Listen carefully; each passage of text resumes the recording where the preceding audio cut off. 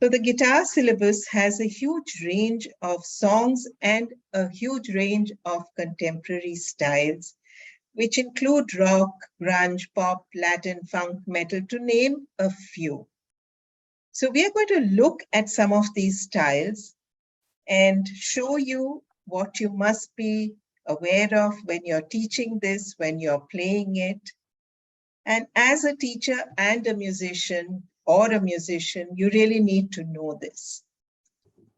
So popularity of contemporary music is going up a lot, but it does need skill sets to play this kind of music. So our syllabus has songs from across the range of styles which are today present in contemporary music. So taking our exams is not only about learning the songs, but it's also about understanding the various genres, and that makes you turn it into a true performance. So if we just look at this here, we have many styles. These are all the styles that are present. Of course, there are repeats over there from initial to grade 8. You see the word rock coming up in a lot of places, but there's rock, soul, indie rock, art rock, 60s pop, glam rock, folk rock. It's actually all about rock. And obviously we can't feature all these styles. So we have chosen a few of these, which are in the rock genre. We've got hard rock and indie rock. We've got progressive rock, alternative rock, blues rock, folk rock, and instrumental rock. And along with that, we've also got 60s pop, funk, metal, grunge, and Latin. So just to kind of tell you that today we'll be featuring almost 8 songs, and Ritwik and Mark between them. And the rest of the styles will go into Thursday's meeting or webinar, which will also feature some bass styles. So I'm going to ask Ritwik to start you off with the first style that we have here. It's the 60s pop. Yes, Ritwik. Thank you, ma'am. Good evening, everyone. Hope you've all had a great day. I'm having a very nice mellow, rainy evening here in Bangalore. But yeah, and no better time than now to talk about the genres and styles of music that we love, and both listening to and performing, of course. So we're going to start off with 60s pop. And the 1960s were a very interesting time in terms of music, because people were moving on from blues and jazz and branching out into other forms of music. And there was a kind of creative explosion that happened, particularly in the US and the UK in the 1960s. Now, the British invasion movement involved a lot of young British musicians taking their American blues and R&B influences and converting them into their own signature kind of styles and sounds. There have been so many bands that you can name that pioneered this style, but the two that stand out the most are the Beatles and the Rolling Stones. Their music is kind of timeless. I don't think there's ever going to be a point where we get over their music. So these guys were the real pioneers and trendsetters of the 1960s in terms of British 60s pop music. Now, some of the main characteristics of this style of music is the fact that you have standard song forms. So we either have a repeated chorus structure or we have a simple verse and chorus structure that goes on throughout the songs. We have very simple and very distinctive chord sequences. So we focus mainly on primary chords. Use a few colors here and there once in a while, but the main focus has always been on primary chords. We have rhythmic guitar work, guitar playing and drumming kind of melded together into a harmonic and rhythmic mashing. And of course, the vocal melodies have always been simple, very easy to sing, very easy to remember. The song we're going to look at today is called Twist and Shout, and it was originally written by Phil Medley and Burt Burns in 1961.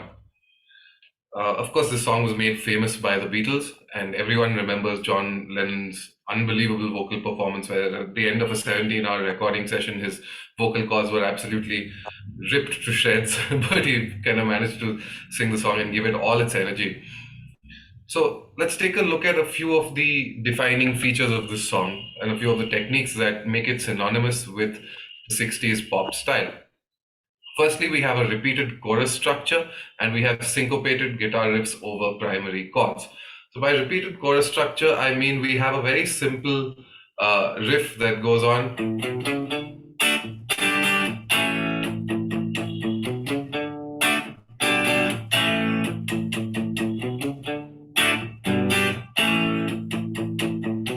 Yeah, this repeats throughout the vocal melody. And in the interlude, we have a very nice syncopated riff that doesn't stray too far from the original riff at all. So I'm the sorry, the second, volume seems to have gone down. okay, I'll turn it back up. I can hear him very clearly. Can all of you hear him? I cannot hear anything. It's Can clear. the others hear? It's clear, Anjali. I can hear Ritvik clearly. Very clearly. Can all of you hear him? Can everyone just give me a thumbs up in the chat if you can hear me clearly? Perfect. Okay. We have Akruti saying the volume is perfect. Yeah. Okay, my volume is down. I don't know what is happening. Savio, thanks. Thumbs up everywhere, I think. Yeah. Hey Philip, how's it going?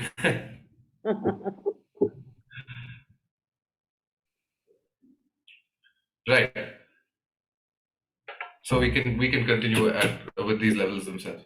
Yeah. Right. So the second riff in the song that serves as a prelude to the vocal build-up. It's kind of a guitar solo, but not really. It follows the riff very closely, strays from it very slightly, but not too much.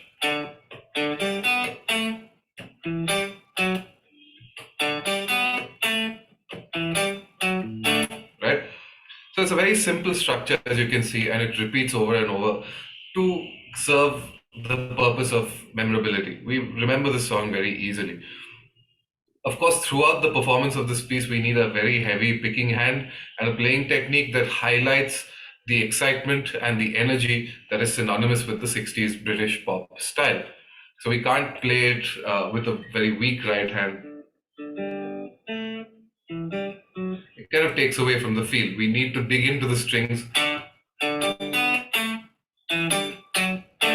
The sound of 60s pop was a whole bunch of instruments and amps struggling to keep up with the force with which the musicians were playing them. So we need to be a little heavy-handed here. We need to have a lot of control over that dynamic and play consistently for the sound to translate. All right, so now that we've talked about this, let's take a quick look at a playthrough with the backing track. I hope the levels will be fine for all of you. So this is what it sounds like with the backing track.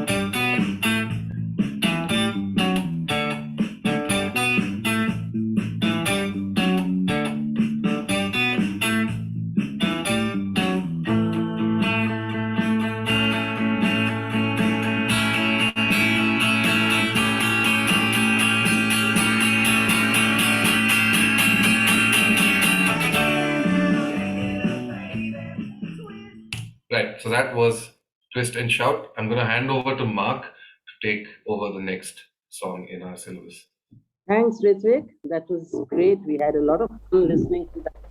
And we are going to move quite fastly now, as you can see, from 60s pop into alternative rock. And we have Mark there to take us through this genre and her song. Thank you, Priya. Thank you, Ritvik. Uh, Good evening, everyone. It's great to be here. It's nice and hot here in Ahmedabad. There's no rain. And so let's talk about alternative rock. And as you can see, it was basically influenced by the underground music of the 70s. Very anti-commercial, very anti-mainstream, and very atypical kind of song structures. They were actually sort of rebelling against the established norms of rock music, which had its verse, chorus, bridge, extended guitar solo. None of that was seen in most of these alternative rock, genres. And of course, a lot of the lyrics were addressing social issues. A lot of the basic instrumentation of alternative rock was very similar to grunge, with a lot of guitar work, a lot of rhythm oriented work, couple of riffs, bass and drums, with as with grunge, a clean verse, distorted chorus kind of sound which was there. Yeah, next slide.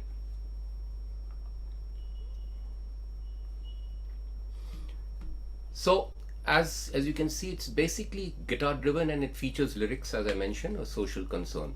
So when we go into the main song, which is our song in focus, which is 16 Saltines, if you look at the by Jack White, you could look at it. The intro riff is very characteristic of, very close to grunge, dirty sound, and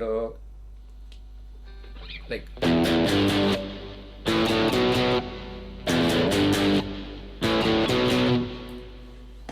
This is very very characteristic of these kind of songs. Little bit of a riff. The entire song goes on these riffs, and then there'll be a middle section. As you can see from the music, the C chord and the D chord. Now there's something that you have to do when you're playing this song. It's very important, if you're using a distorted guitar, to use the volume control to clean up the song a little bit, because this is very typical of these alternative rock songs. They start with a lot of distortion, but they also clean up during the verses, and then again they sort of raise the distortion during the choruses. So when you're playing that middle section, and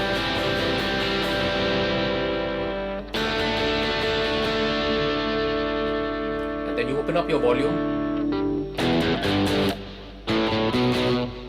so you'll have to be a little careful on this. You can see the guitar has cleaned up. So especially when you're demonstrating these songs in a Trinity's scenario, or even playing them on stage, your volume control is your best friend if you just have one amplifier and one sound. So let's see how the song sounds with the backing track. I hope this is going to be audible.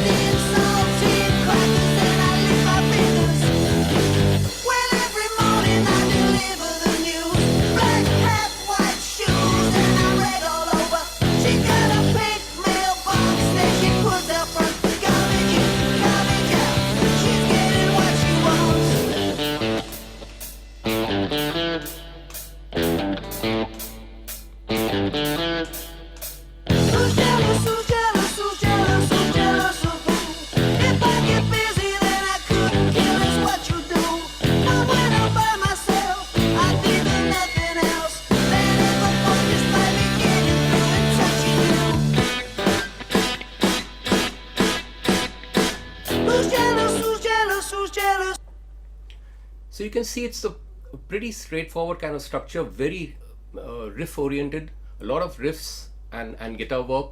The vocal melody lines are not very easy to sing, very unlike mainstream rock. So that's an example of an alternative rock song, grade 1. Yeah.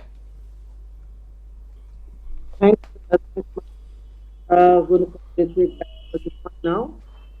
Very vast, very complex genre of music is indie rock, So, Ritvik, take over. Thank you, Priya, ma'am.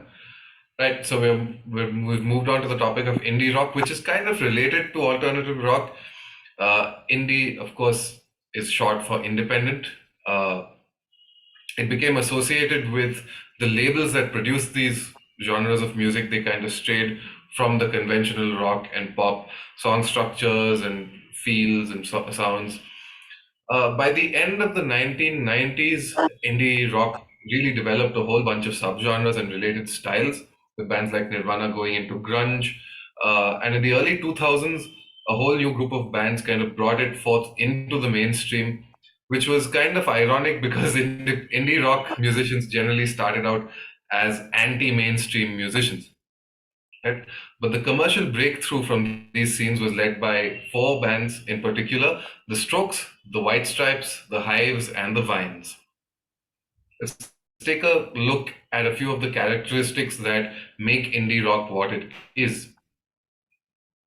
Now, it's a very vast and complex genre, but we can draw a few uh, common points that are prevalent throughout this huge genre. The first thing is it has pop rock song forms. So we have a verse chorus structures very commonly present there. But instead of being more of a musician or a technique focused compositional approach, it's a song focused compositional approach where each member of the band acts as an ensemble and has a greater role to play in the overall sound of the songs. They have very simple and memorable melodies, easy to hum, and of course, there's a balance of the accessibility of pop, which made it mainstream, as well as noise and the sounds of musical rebellion. Finally, we have unconventional lyrics and subjects that did not appeal to mainstream audiences and took a little bit of listening to interpret correctly. The example that we are going to be taking a look at is not by any of these four modern pioneers of indie rock, but is by a British band called Oasis. This song is nicely representative of the style. I'm sorry, I'm pausing. The slideshow isn't changing for me. Right. So this is a great example of a melodic indie rock song, and we're going to take a quick look at the techniques that help bring out the style and the mood of this song. The first odd, unusual thing is the use of 4, 5, and 6 string chords on the electric guitar with a slightly overdriven tone. It's almost akin to taking acoustic guitar playing and acoustic guitar chord voicings and putting it through a distorted electric guitar sound. So you can see at the very beginning of the song itself,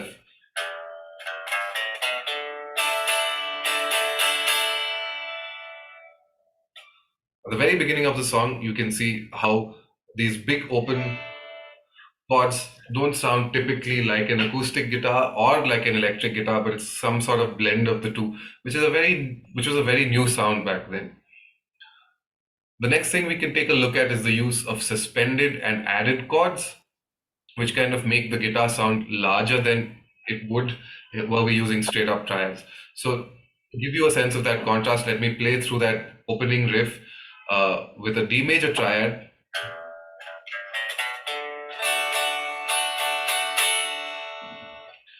And now with the D sus2.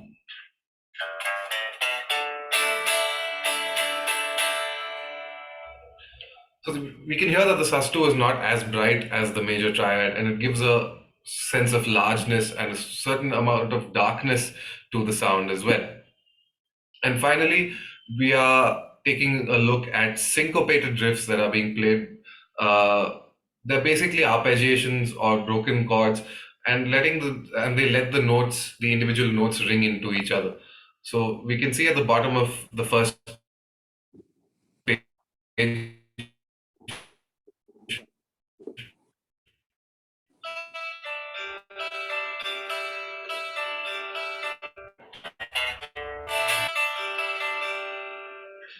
and this simple pattern happens over two chords. In fact, it happens over an A and a C. Right. So now that we've taken a look at the highlight features, let's listen to how it sounds within the track.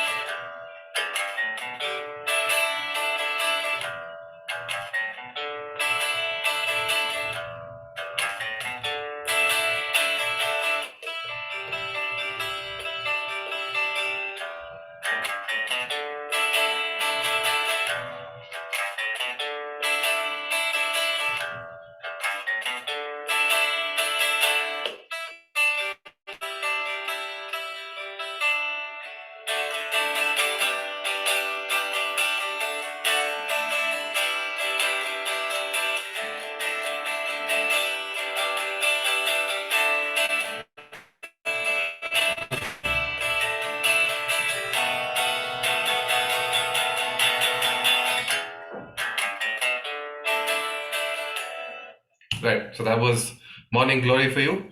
I'm going to hand back over to Mark. Ritvik, one sec. Was your backing track on? It was. Were you unable to hear it? I was unable to hear. Were the others able to hear it? It was a little soft, Ritvik. You need to increase the volume of the backing. Yeah. Okay. Let On me the try. last one, yeah, just try a bit and see. Is this better now? Yes. Yeah. Backing track. Play the backing Backing track. track. You were loud and clear. The back track.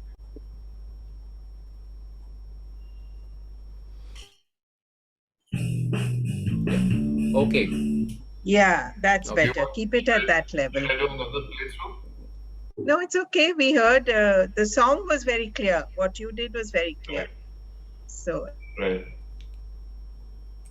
Okay. Thank you. Specific, I would say that indie rock with its complex chords, I think it does require a lot of things, the chord positions and the flavor, the tonal flavor, each in this particular genre. Okay. So we are back to the ever popular with students, particularly hard rock. Everybody loves rock. There. It's old, but it's here to stay. You know, some bands which are really, I think, still the most going. So I'm going to ask you to take it away, Mark. Yeah. Thank you, Priya. Thank you, Ritvik. We all love Led Zeppelin and Deep Purple, and these are the pioneers of this hard rock style. But we have to remember that this style was heavily influenced by blues and R&B. And when you listen to one of the songs that I'm going to demo, which is a Deep Purple song, you will see the vocal line, the guitar replicating the vocal line, which is very characteristic of Delta blues. So this particular style of music, you can go to the next slide.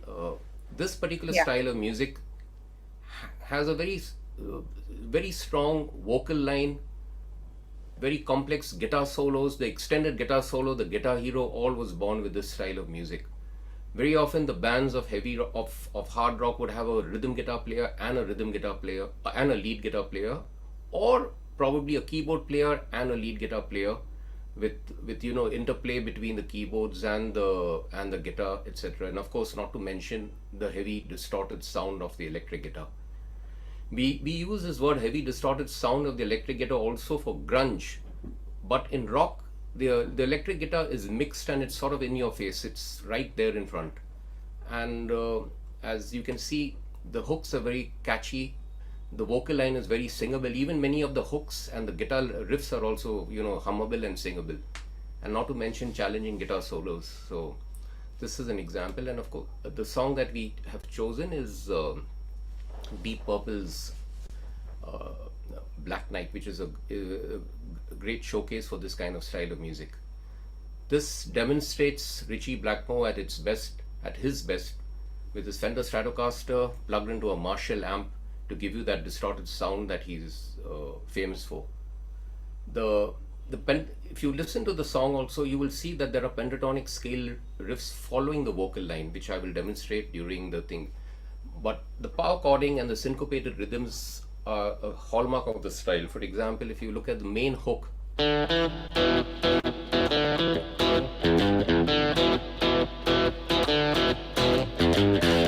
this is classic Deep Purple fare. The pentatonic scale has been used for the solo, which is a pretty simple. It's something that everyone knows, which is. So the solo is in the pentatonic vein, and there is an interplay between the keyboard and the guitar in the midsection of the song, which I'll demonstrate when I play it with the backing track. So let's see how this all pans out.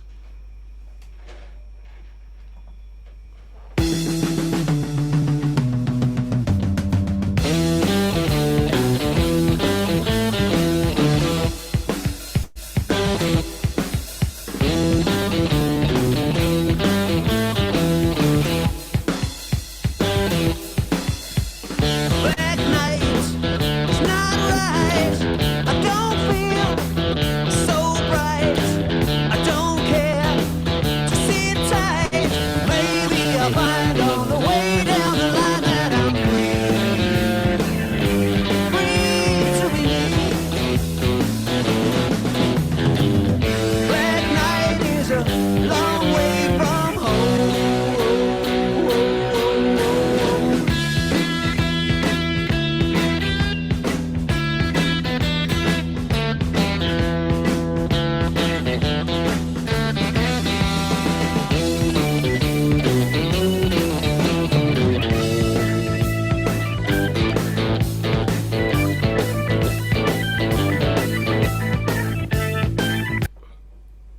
So you can see that part of the where the keyboard and the guitar comes in after the main solo, and they have this interplay between the keyboard and the guitar. So this sort of sums up the style, which is also, I forgot to mention, it is played with a swung timing. So that's something that you have to see. It's got a swing, and this is Deep Purple by, I mean, Black Knight by Deep Purple. Wish we could hear it again. That was really great. I think we all enjoyed that tremendously. And we really realized why bands like these are so popular even today. So we come now to two very strong, distinctive genres, blues and rock, which have fused with their own sound. And we're going to have Prithik taking this. Thank you, Priya ma'am. So we're going to talk about blues rock now, and as the name suggests, blues rock is a fusion genre that combines the elements of blues and rock music.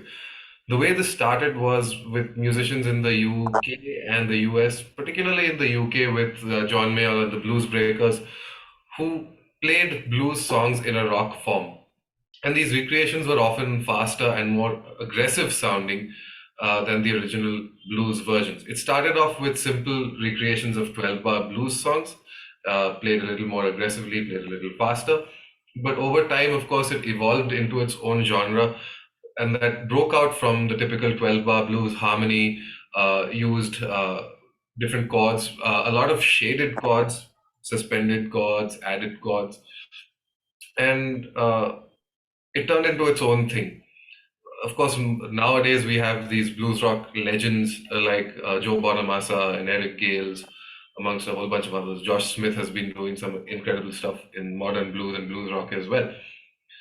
But the salient features have always remained the same over the years.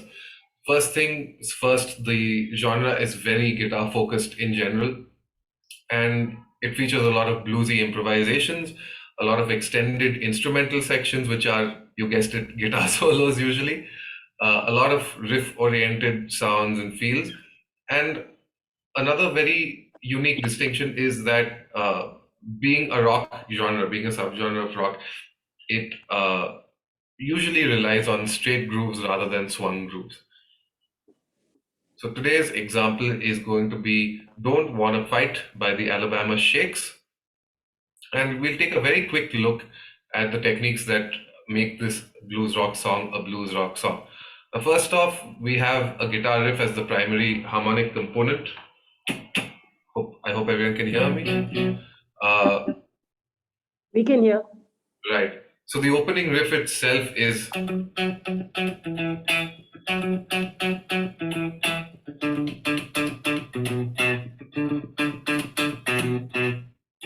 and while the vocals go on,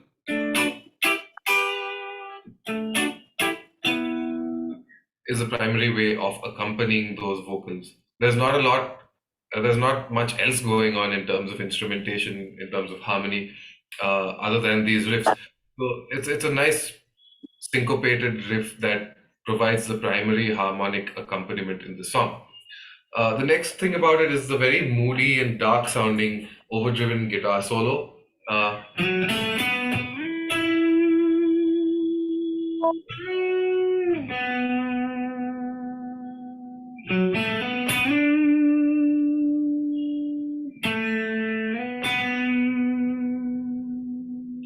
Right?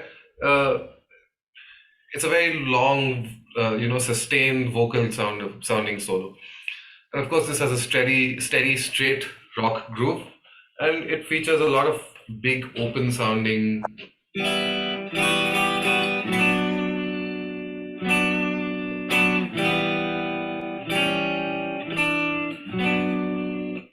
These guitar chords, they kind of remind us of spaghetti westerns or surf rock, kind of that kind of a feel. So I'm going to play this with the track as well and show you how all this comes together. And we're going to start in the middle of the song this time, just a little before the chorus. Here we go. Don't waste my time. Don't wanna fight no more. Don't wanna fight no more.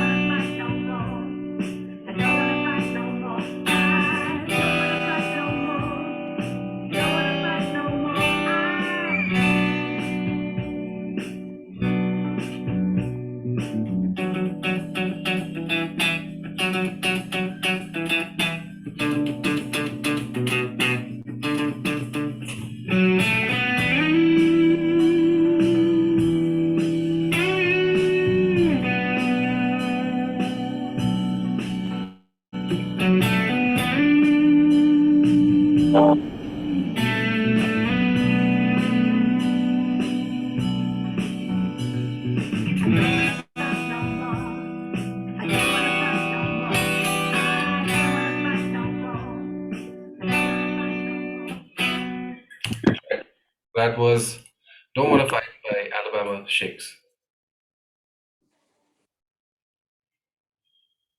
So am I audible or is my voice breaking? You're audible to me, man. It's okay, not breaking. Much better now. Much better, Priya.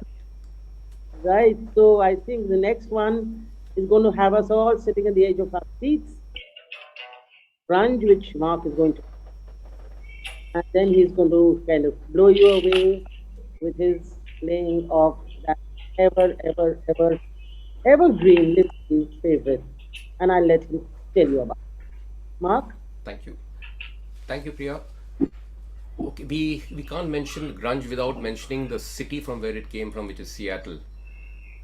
Which is this genre of music has been very heavily influenced by punk rock and heavy metal without the speed and the the kind of structure of punk. So it's very characteristic. The very smaller group, guitar, bass, vocals, very atypical kind of vocals, not very singable again. And can I have the next slide, please?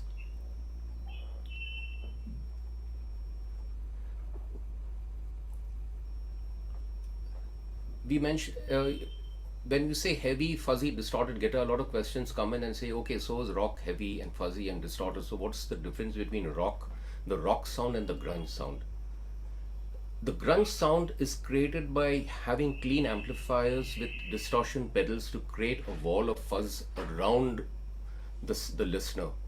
Whereas rock uses distortion from the amplifiers very much in your face. So there is a difference in the sound of the guitars that come out from a grunge recording as compared to a hard rock recording. A lot of the focus of the song is on the lyrical content. There's not too much a focus on melody because there's some many of very often these grunge songs are very difficult to sort of sing. They don't have a very characteristic melody, but it's electric guitar, bass guitar, drums, and vocals. That's generally the format of grunge. What Nirvana brought in the song and it became a staple for moving forward in grunge was a clean verse, a chorus kind of guitar with a lot of distortion in the choruses. So and very often his guitar playing, Kurt Cobain's guitar playing, used to sound like he's playing a suspended chord because he used to hit the last bottom four strings, and a lot of emphasis were there. So they actually sounded like a suspended chord. So if you look at the song now,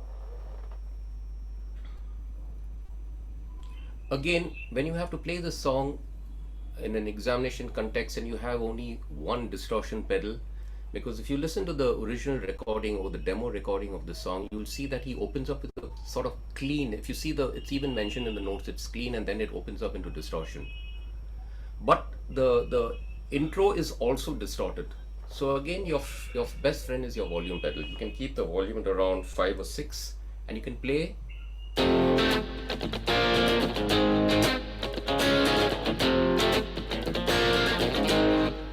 Then open up the volume.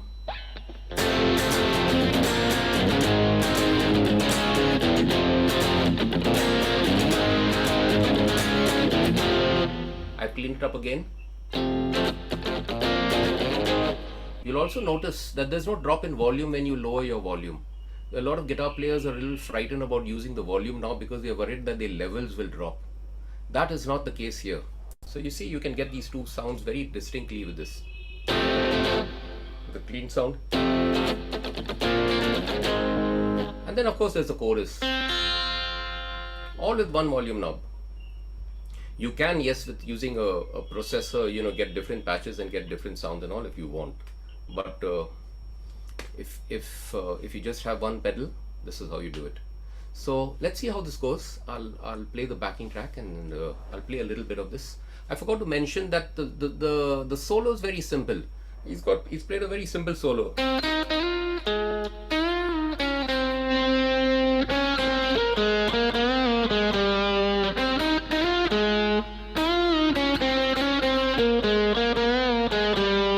That's it. It's a very simple solo and it's all on this rhythm playing. Kurt Cobain makes it seem that it's wild, but if you look at the music, it's actually quite controlled, his guitar sounding. It seems wild, but it's controlled, and that's a difficult kind of feature to hold on to. So let's see how this goes.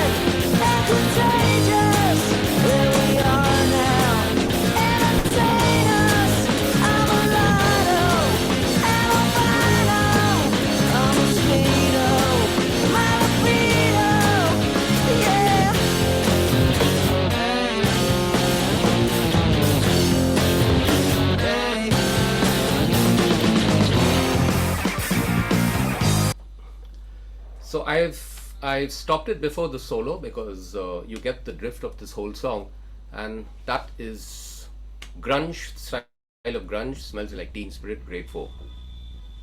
Thank you. Nick, Nick. Mark, you're staying with us for this one for instrumental rock. Is that right? I beg. Sorry, Priya. Are you staying with us for this one, instrumental rock? That's No, Ritvik. Ritvik is taking this one. So you can see what it's all about, and he's going to explain it and to talk about one of the legends of this particular style of music. Thank you, Priya ma'am. Thank you, Mark. Right. So, instrumental rock is a very difficult to describe genre, but the one thing that all instrumental rock songs have in common is that the lead melody is played by an instrument and there's no vocalist present. So, it has a rich history spanning all the way back from the 1950s and 60s, where the spaghetti, western, and surf styles of the Shadows and the Ventures kind of kicked off this movement. And of course, through the years, it has evolved and to Joe Satriani, Steve Vai, Yngwie Malmsteen. And nowadays, we have these modern guitar heroes like Pliny, Aaron Marshall, Tosin Abasi, carrying this torch forward. The song we're going to talk about today, however, is a classic. It's an all-time classic by Joe Satriani called Always With Me, Always With You. This is very clearly a love song. It focuses on the guitar, and the guitar is played in a very vocal and dynamic way. So if I can take you just through the lead melody at the beginning, it sounds like this.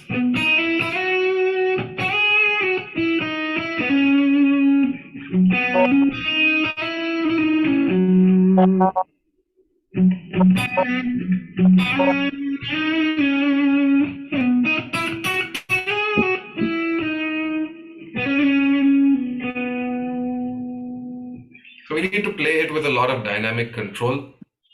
We need to make it sound like there's a singer actually singing this melody, even though we're playing it on the guitar. Now, it also has a bunch of complex chord voicings, lots of add chords, sus chords. If you take a look at the intro itself, it has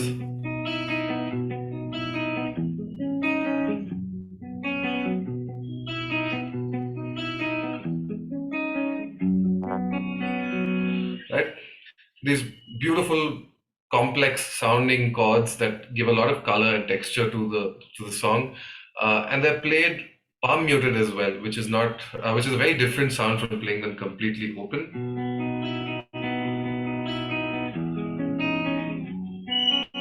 Doesn't grab our attention in the same way as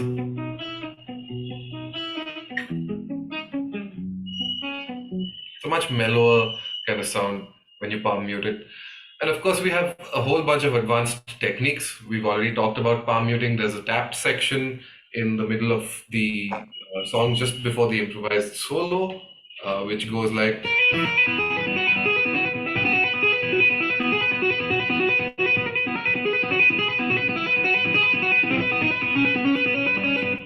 And so on. So we don't have any picking there at all. So we have to have a tremendous control over the dynamic of our picking hand fingers whenever we're playing these tapped notes on the fretboard. And of course, Satriani is the master of legato playing, and you can always hear him going up and down.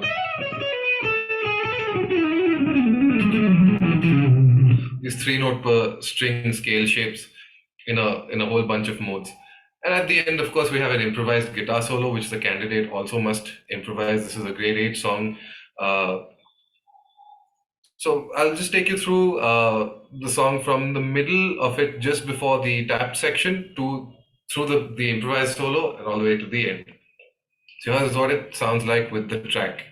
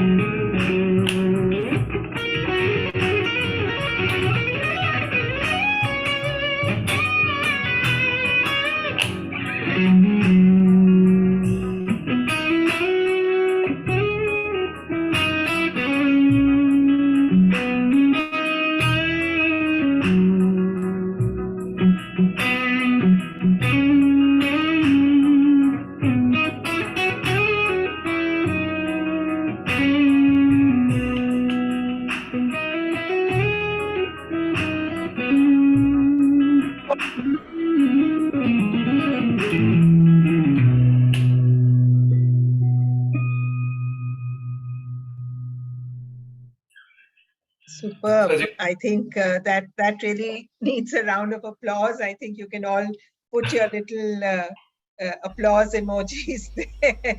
Ritvik, that thank you. was really good. And That's it. one of those It's not really, an really easy song fantastic. to. It's Oh, not an not easy at song to all, play at all, which is and why it's kind it's of a difficult grade like eight. this. Yeah, Yes, more but difficult like uh, this. yeah, a couple of things I wanted to point out though is throughout my playthrough, I think you could see that I was fiddling. I don't know if you could see very clearly or not, but I was fiddling with my volume control quite a lot to control the gain or the level of the guitar going into the amp. So you can see uh, it's a very highly distorted sound. But if I roll back to like 3 or 4 on my volume control, we have a much more subdued kind of gain sound. And I've been changing pickups to bring out some different textures and colors as well. So, and that's something that's really important to do when you're trying to imitate a vocal sounding melody line. Yeah, that's all I'd like to say about this song. Thank you, Ritvik. Just amazing. That was just amazing. So we come now to the last song for this session for today's webinar. Of course, there'll be more.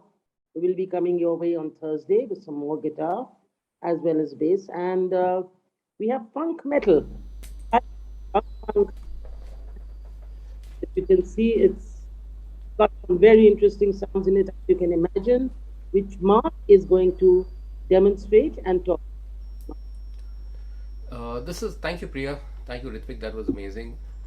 This is a very interesting genre because it fuses elements of funk with metal. Funk is known for its extended groove vamps, chords, metal with its distorted guitar sounds. Funk is known for its fancy bass lines, metal again for again a distorted guitar and hooks and riffs. So this particular song that we're looking at is in the Rage Against the Machine, which is Wake Up. And if we go to the next page, we look at some of the elements that make this style very unique.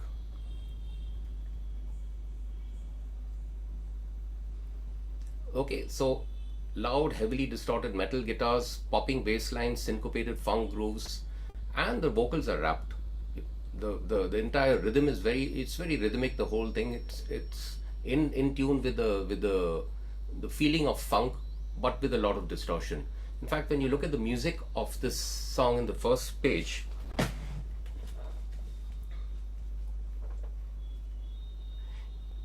if I were to play the intro clean, it'll sound like a funk vamp, a typical funk vamp, but the song actually uses a lot of distortion.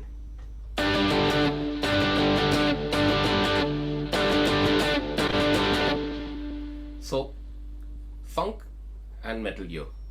If you look at the bass line, if you look at the guitar line, second thing is that this song, it's in drop D tuning. So, this is your typical death metal, heavy metal kind of tuning where you have a drop D sound.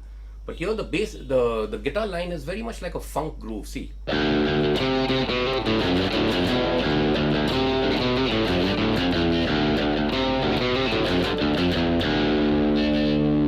A funk groove but a metal line.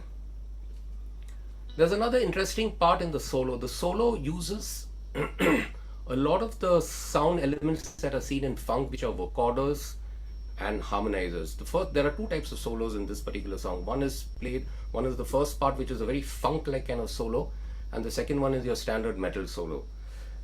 The funk solo is played with the humanizer. Now there's another way, there are two ways of doing it.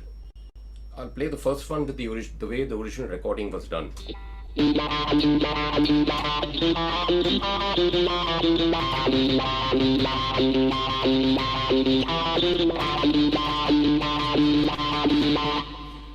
This effect is called a vocoder or a humanizer. It's a mainstream of funk music. They use it a lot in their songs. So Rage Against the Machine used this in the recording of this song. But if you don't have a vocoder or you don't have a humanizer, you can use a wah-wah pedal, and this is how you could do it. One second. You could play it like this.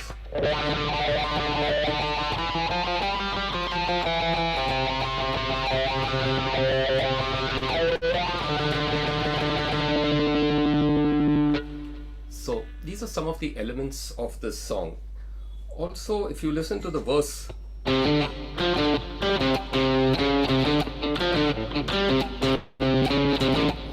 classic funk vamp, but with the metal feeling. Okay.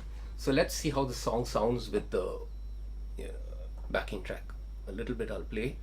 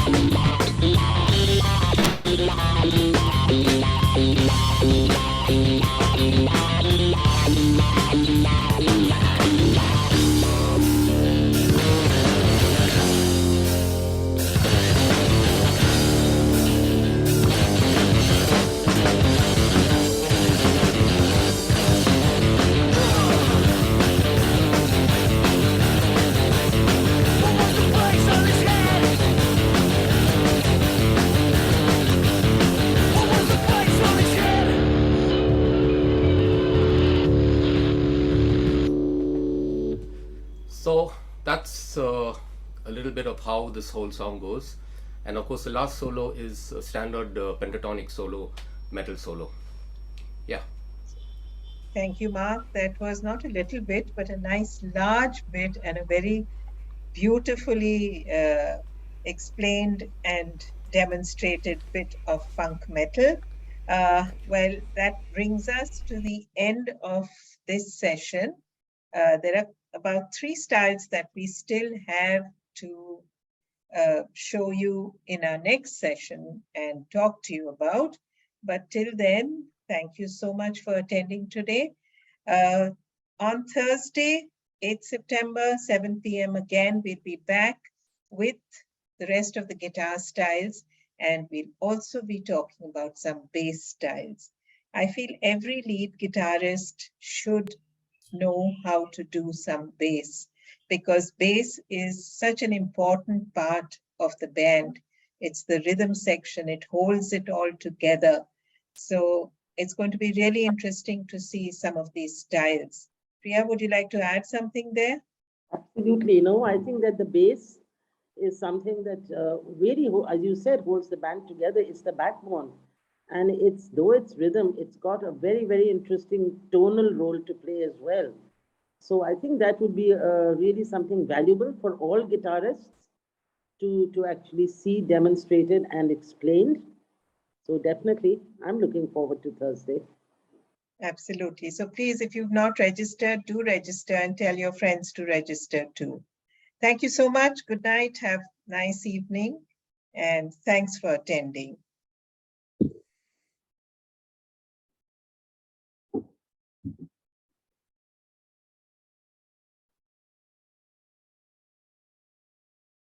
Okay, I'm going to end this. Great job.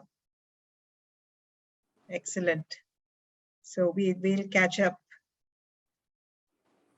Yeah, that was just wonderful. The sound also behaved, didn't let us down. Yes, that was a good thing. Mark, I mean, that was really. And Mark Phillip was there, right? Yeah, he wanted to He hear was what it's all about. attending. Yes. Yeah. Nice that he So was I sent there. him the link. I would have liked the two of you to jam together maybe sometime. Yeah. Okay. Good night, guys. Okay. Bye. Bye. Good night. Thank Good you. night. Bye. Thank you Bye. so much.